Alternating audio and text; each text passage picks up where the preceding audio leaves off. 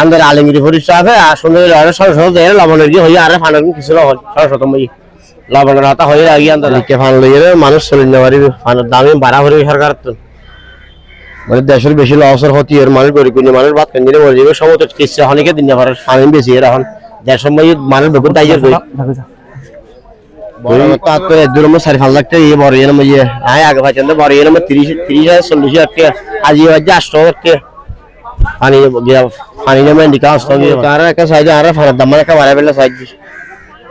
মানে ঠানো বন্ধরে ডাহা শহরের মধ্যে ওয়াংকুরের যুদ্ধের ব্যাপারে এ হারনে ফালতানি কিছু বেচা বাজার আর ফার্ম বেচা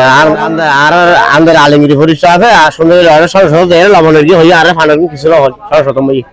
লবণের হাতা হয়ে আগিয়ে আন্দাজা আর বুটুন দিয়ে এমপি বানাই জামাতের বলল দিয়ে আর বুট দিয়ে আর সারা আলমগীর পরিচয় তো আর হাতা কিছু হয় সরস্বত গ্যাস সরস্বত লবণের হাতা হইয়ে আর ফানের হাতা না হয়। এখন আমরা এই বাজার সমীক্ষা করে দেখলাম যে কৃষক যে আয় নিয়ে এখানে নামে কিন্তু তারা সেই আয়টা পাচ্ছে না। তাদের যে কৃষকগুলো আছে সেই কৃষকগুলো কিন্তু তাদের লোন নিয়ে এবং সমিতির কিস্তি নিয়ে এবং ব্রাক টাকা হোক যে কোনো একটা এনজিও থেকে তারা কিস্তি নিয়ে এগুলো চালিয়ে যায়। যদি এই চালিয়ে নেওয়াকে আমরা যদি অব্যাহত রাখতে চাই তাহলে ফানের উদ্যোগতি হওয়া দরকার। যদি তারা একবার এই পেশা থেকে চলে যায় তাহলে মহেশখালীর ভারসাম্যটা নষ্ট হয়ে যাবে। মহেশখালী মূলত টিকে আছে এবং পর্যটন এলাকা দিয়ে, তার মধ্যে কিন্তু পানটা অন্যতম।